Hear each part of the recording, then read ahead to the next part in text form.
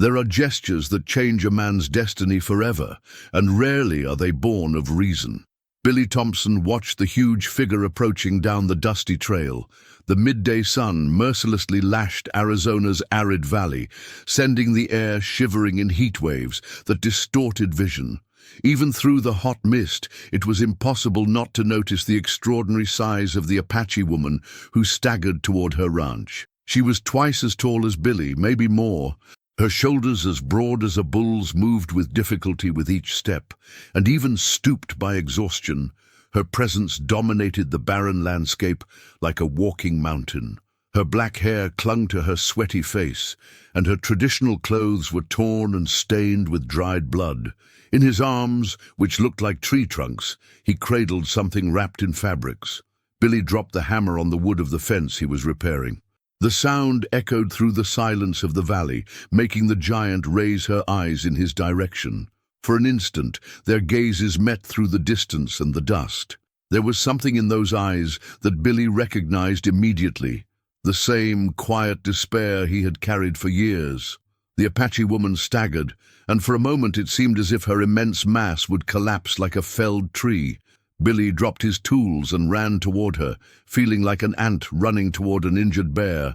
When he got close enough, he could see that what she was carrying was an Apache child, small as a doll in her gigantic arms. The giant looked down at Billy, who was barely waist-high. She muttered words in Apache, but the sound coming out of her throat was deep as the roar of distant thunder. Billy didn't understand the words, but the tone was unmistakable. It was the universal sound of a desperate mother. Billy reached out his hands toward the child, and after a moment's hesitation, the woman knelt down heavily, causing the earth to shake under her weight. Now, on the same level, Billy can touch the unconscious child's forehead. High fever. His skin burned like embers. Billy knew those symptoms. He had seen them before, when desert fever struck the weakest. Without quick treatment, the child would not make it past the night. Billy gestured in the direction of his house, then pointed to the child. The giant studied him for long seconds, her dark eyes assessing whether she could trust this tiny man who offered to help. Something on his face must have convinced her, because she finally nodded, a movement that seemed to move mountains.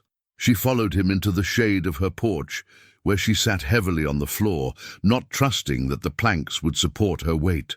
The wood of the house seemed fragile as matchsticks compared to its imposing presence. Billy ran inside and came back with fresh water and clean cloths. He began to work in silence, refreshing the child's face carefully, while the mother watched his every move with eagle-like attention. Her hands were so large that one of them could easily crush him, but she kept them gentle and careful when touching her son. The hours passed like sand running between my fingers. Billy prepared herbal teas he had learned from an old Mexican healer, boiled water to make cold compresses, and brought his own food to the Apache woman. She ate slowly, her huge hands making the utensils look like children's toys. As the sun began to set, painting the sky orange and red, the child's fever finally broke. The boy opened his eyes and muttered something faint. The giant mother smiled for the first time, and Billy felt a strange sense of relief in his chest. The woman looked at Billy and nodded gravely, a simple gesture that carried the weight of 1,000 words of gratitude. Billy understood perfectly. Some situations did not need language to be understood. Night fell on the ranch like a heavy blanket. Billy lit a fire in the backyard, the flames resembling candles in front of the imposing presence of the Apache. He brought blankets, knowing that she would prefer to be outdoors where her height would not be an issue. It was watching the giant mother cradle her son that Billy made a decision that would change his life forever. He got up and walked to the small stable where he kept his only possession of real value, a strong bay horse named Thunder, a companion of many years. He came back guiding Thunder by the reins. The Apache woman watched him approach, curiosity growing in her eyes. Billy stopped before her and held out the reins towards her. She looked at him in disbelief, then looked at the horse, then back at him. He shook his head vigorously, refusing. Billy insisted, pushing the reins closer to her. For long minutes they stared at each other through the flames of the campfire. Billy saw the internal struggle in her eyes, pride against the desperate need to get her son to safety. Thunder was strong enough to carry even a woman of his size for long distances. Finally, she held out one of her huge hands and touched the reins reverently, as if she were receiving something sacred. In the harsh world of the West, where trust between strangers was as rare as water in the desert, that simple gesture carried the weight of an unspoken promise. They spent the rest of the night in comfortable silence, each lost in their own thoughts, as the stars shone above like points of light, witnessing a moment of humanity in inhuman times. As dawn tinged the horizon pale pink, the giant prepared to depart. She rode Thunder, which seemed to slow under her weight, but remained strong and steady. With Joseph held in her arms, she looked down at Billy, who looked even smaller next to the horse carrying that mountain of woman. She nodded one last time, a solemn gesture of gratitude and promise. Billy just waved as she walked away, riding toward the distant mountains where the rising sun created silhouettes silhouetted against the sky. He stood in his backyard until they disappeared completely from view, swallowed up by the immensity of the desert. Thunder, carrying his precious cargo, like a ship sailing through the heat waves that were already beginning to emerge from the parched land.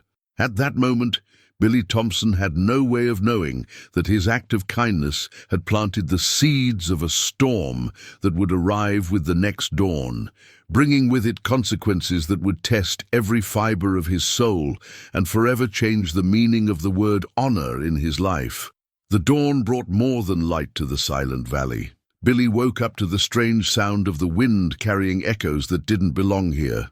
Something in the air had changed during the night, an electrical voltage that made arm hairs stand on end and horses neigh restlessly on the distant ranches. The sky was clear, but there was a sense of a storm approaching. He rose from the ground where he had slept beside the dead embers of the fire and walked to the fence that separated his small ranch from the vastness of the desert. The trail where the Apache giant had disappeared the morning before was empty, but something in the shadows of the distant rocks caught her eye. At first, it was just a subtle movement, as if the stones themselves were rearranging themselves. Then another, and another. Billy rubbed his eyes, thinking that the heat was already creating illusions, but when he focused again, his blood ran cold in his veins. Apache warriors emerged from the rocks like ghosts taking shape. Dozens of them, maybe hundreds. They came from all directions, from the north where the mountains touched the sky, from the south where the desert stretched endlessly, from the east and from the west, closing a perfect circle around their little ranch. They moved in absolute silence, like shadows gliding over the earth. Some came on foot, others mounted on horses painted with symbols of war. Their faces were painted with red and black paints, creating intimidating masks that seemed to emerge from the nightmares of the desert itself. Billy felt his heart race, but he forced himself to remain still. Any sudden movement could be interpreted as a threat. He knew the stories. When the Apache surrounded someone like that, there were rarely any survivors to tell what happened next.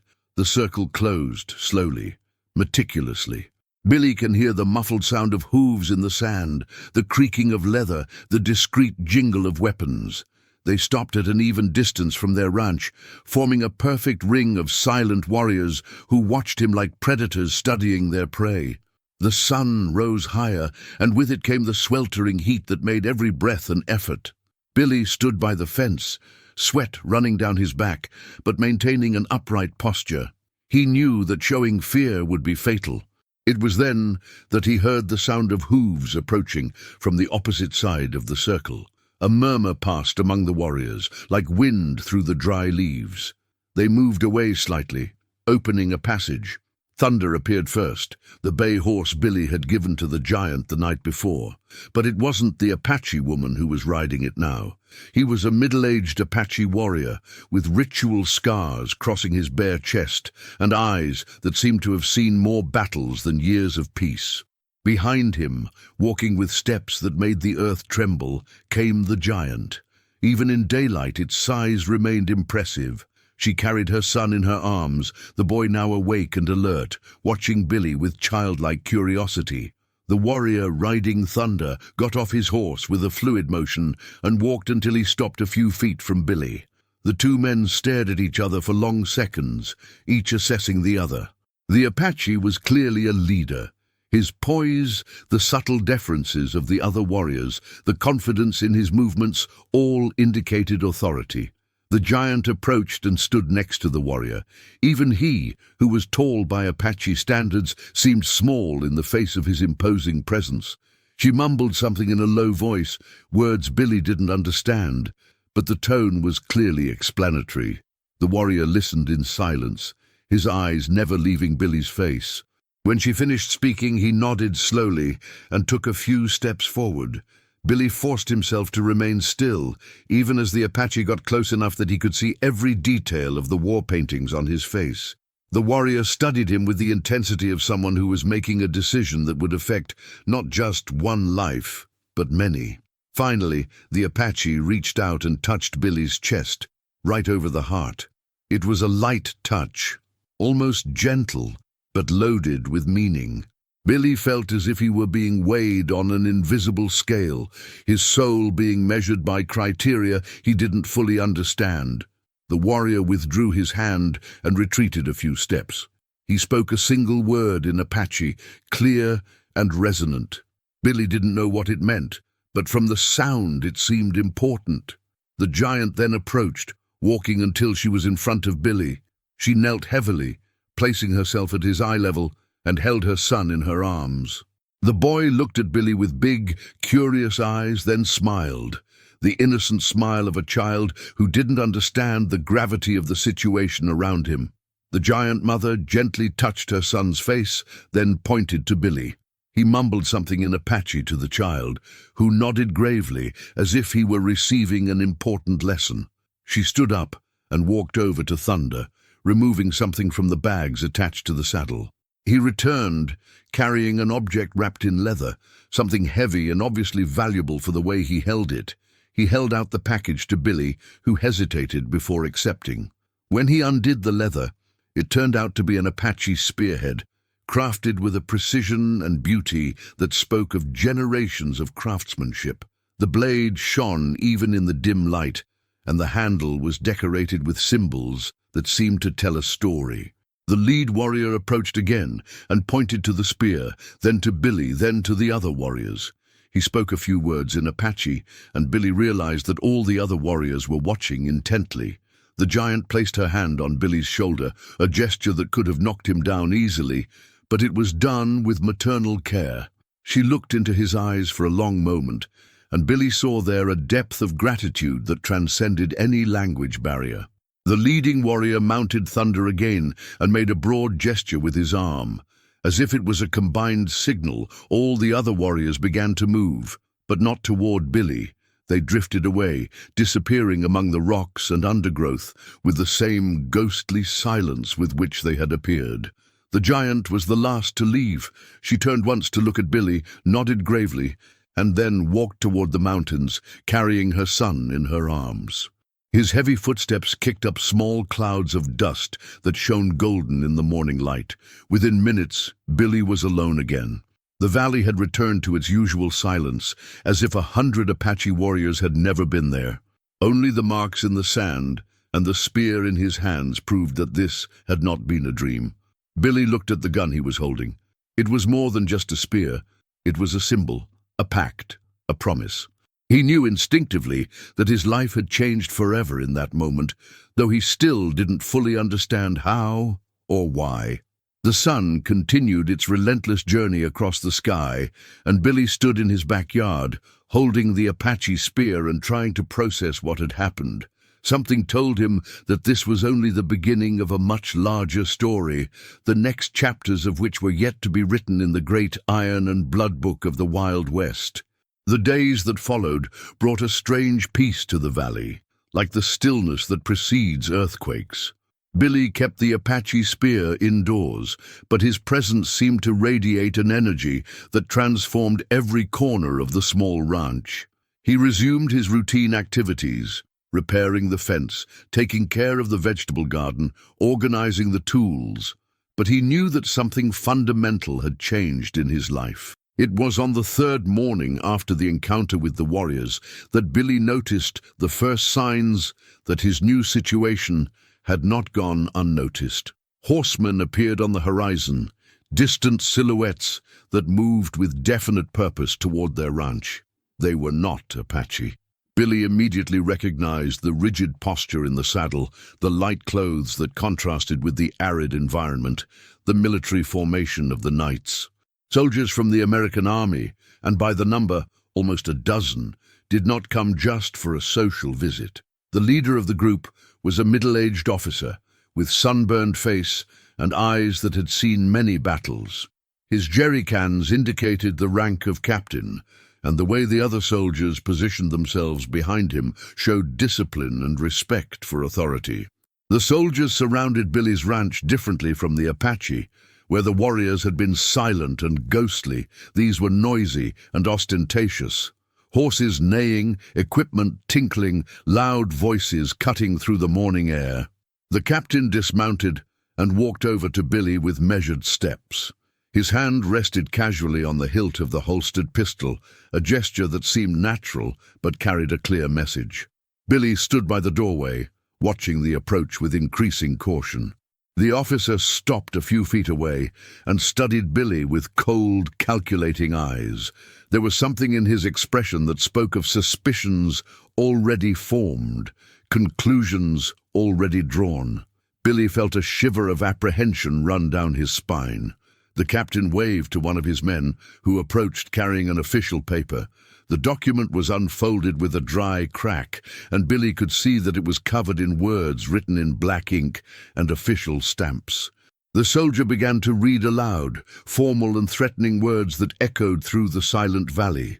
Billy understood only part of the military and legal jargon, but certain phrases stood out like stabs. Collaboration with hostiles, betrayal of American interests, aid to enemies of the state. Billy's blood ran cold when he understood what was happening. Someone had seen or reported his interaction with the Apache. Perhaps a distant traveler, perhaps one of the soldiers themselves on patrol. It didn't matter how. What mattered was that he was now being accused of treason. The captain gestured and two soldiers stepped forward with ropes in their hands.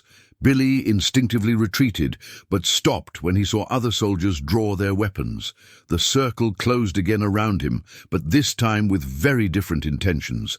It was at that moment that Billy heard the sound that would change everything.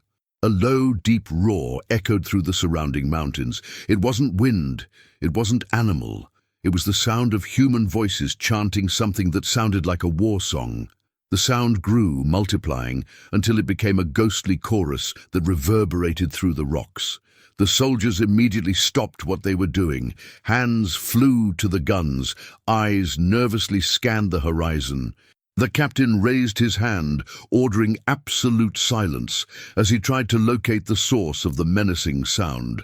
Billy felt a change in the air before he saw them.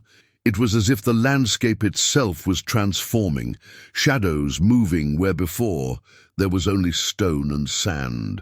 Then they appeared, Apache, dozens of them, hundreds, emerging from impossible places, from behind rocks that seemed too small to hide a man, from ravines that seemed empty, from slopes that moments before seemed devoid of life. But these were not the same warriors who had surrounded Billy days before. These were painted for the actual war, bodies decorated with symbols of death and vengeance. They carried spears, bows, rifles captured in previous battles. Their horses were painted in the same war colors, creating a vision that seemed to spring from the soldiers' deepest nightmares. The song continued, growing in intensity and purpose. It was a sound that spoke of generations of conflict, of accumulated injustices, of an anger that had boiled in the silence of the mountains until it finally overflowed. Billy saw the fear in the soldiers' eyes. They were experienced men, veterans of many campaigns, but they were clearly outnumbered desperately. The captain tried to keep his composure, shouting orders for his men to position themselves for defense, but his voice betrayed the nervousness he felt. It was then that the giant appeared. It emerged from behind a rock formation that Billy could have sworn was empty moments before. Even from a distance, his presence dominated the landscape like a force of nature. She carried a small-looking war spear in her huge hands, and her face was painted with designs that transformed her into something beyond human. She walked slowly towards the group of soldiers, each step causing the earth to shake slightly. The Apache around the valley stopped singing, creating a silence even more terrifying than the previous roar. The captain shouted something to his men, and Billy saw guns being pointed in the direction of the giant. But before any shots could be fired, she did something unexpected. He stopped halfway between the soldiers and Billy's ranch. He thrust his war spear into the ground with enough force to make it stand tall on its own. Then slowly, she walked until she was next to Billy. The message was clear to all present. Billy was under Apache protection. Any action against him would be considered a declaration of war against the entire tribe. The captain looked around, quickly calculating his options. He was surrounded by hundreds of warriors on terrain they knew better than their own homes. His men were nervous, some visibly shaking. The situation had become impossible. Slowly, very slowly, the officer gestured to his men to put down their arms. He folded the official paper and put it in his pocket. He mounted his horse without taking his eyes off the giant, who stood motionless like a war statue next to Billy. The soldiers withdrew in formation, but Billy could see that it wasn't a retreat. It was a controlled escape. They disappeared among the hills with barely disguised haste, leaving only clouds of dust to mark their passage. The giant remained by Billy's side until the last soldier disappeared from view. Then she turned to him and nodded once, a gesture that carried the weight of a promise fulfilled. She walked away, and with her the other warriors began to fade back into the shadows of the mountains. Within minutes, Billy was alone again, but now he fully understood the significance of the spear he kept in his house. It wasn't just a gift. It was a pact of blood, an alliance that transcended the boundaries between different worlds. Billy Thompson had become something few white men ever were, an Apache's brother in war. And in the Wild West, that meant his life would never be the same. The following weeks brought a transformation that Billy could never have imagined. The valley that had once known only the sound of the wind and the silence of the desert now pulsated with new and strange life. Apache appeared and disappeared like benevolent shadows, bringing strange and valuable gifts, crafted skins, medicinal herbs, stone tools polished to impossible perfection. Billy learned to recognize the signs of his presence. A small pile of specifically arranged stones meant that food had been left near the well. Broken branches in a particular way indicated that warriors had passed through the night, silently protecting their sleep. He was no longer alone, even when he seemed to be. It was on a windy morning, when the air carried sand that it cut through like small blades, that Billy saw thunder returning. The bay horse appeared on the horizon as a familiar sight, but it did not come alone.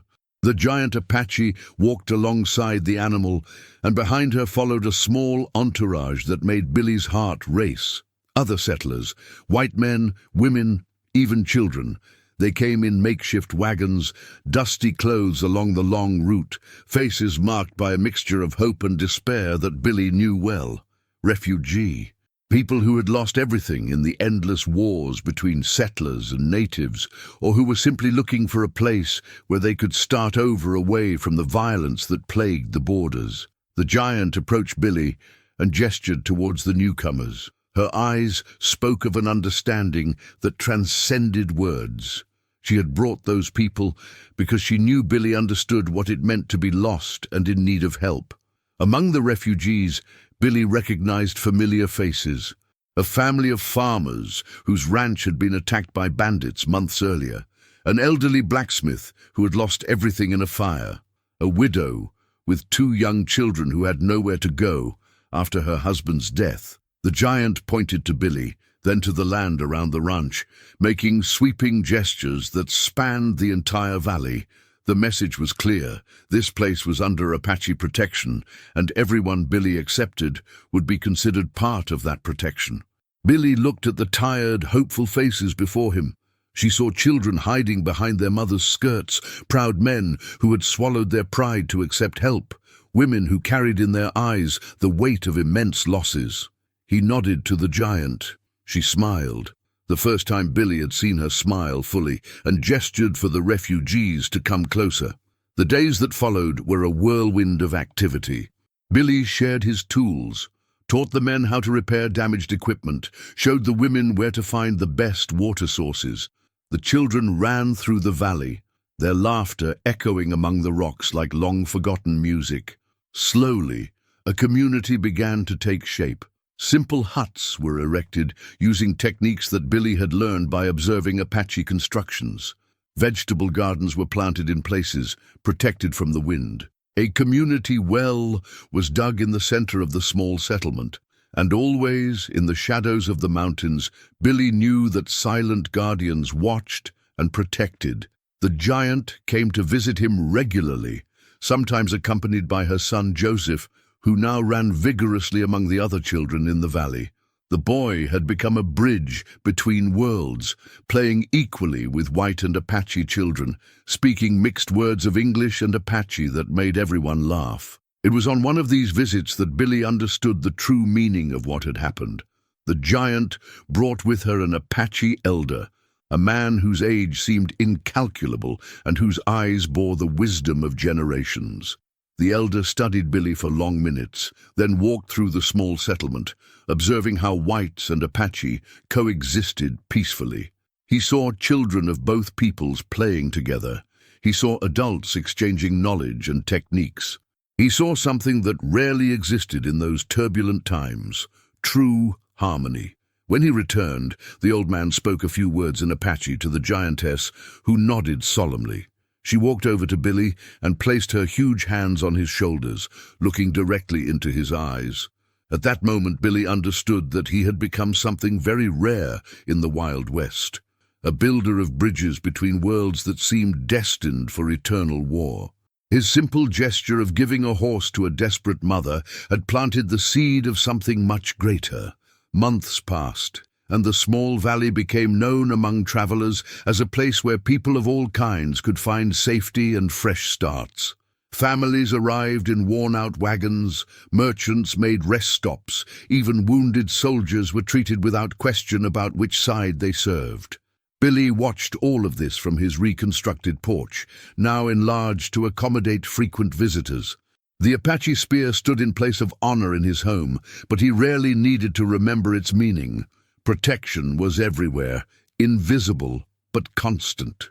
On a golden afternoon, when the sun painted the mountains in impossible colors, Billy saw Thunder approaching again. This time the giant was riding on him, with Joseph in her arms. But they did not come alone. Behind them followed an entire caravan, dozens of Apache and whites traveling together, sharing wagons and horses. Their voices mingled in conversations that transcended language barriers.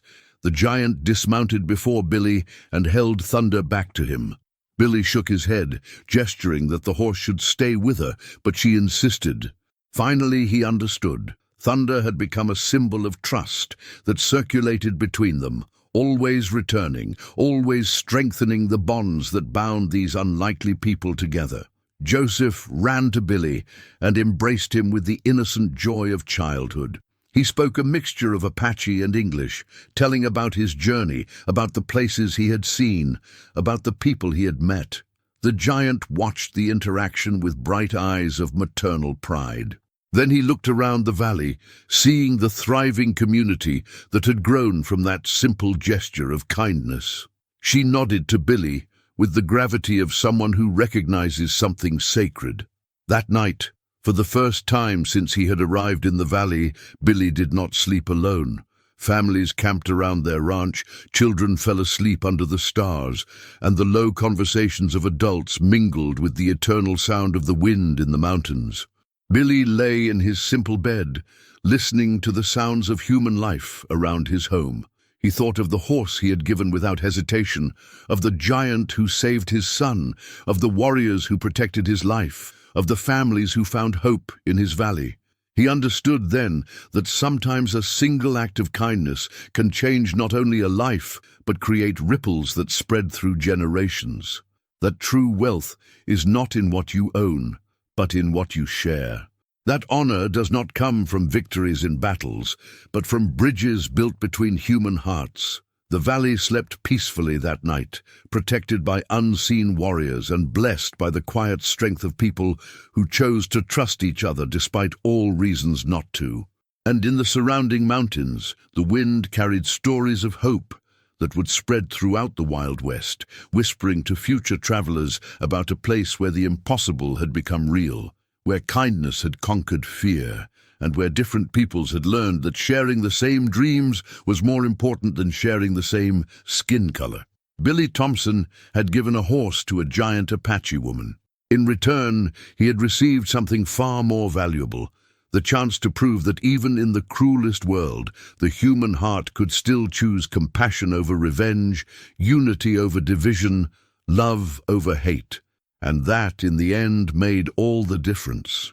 If you like this Wild West story, please leave your like and subscribe to the channel for more exciting adventures. Share in the comments. What was the moment that touched you the most in Billy Thompson's journey?